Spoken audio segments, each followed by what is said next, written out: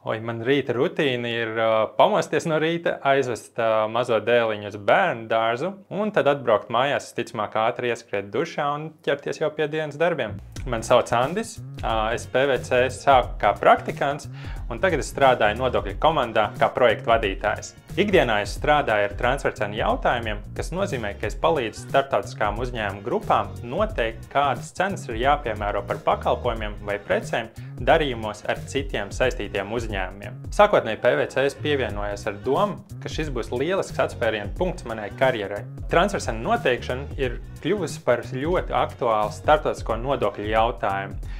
Un strādājot ar transfercenām, ir iespējams iepazīt ļoti daudz dažādas kultūras, kā arī sastapties ar jauniem cilvēkiem no dažādām valstīm.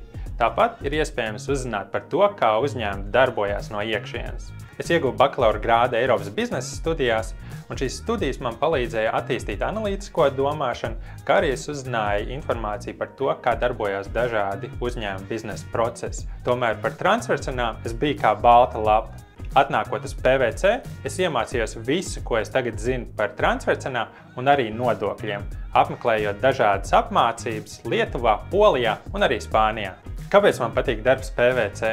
Galvenokārt tie ir lieliskie un patīkamie kolēģi, ar kuriem es sadarbojos ikdienā.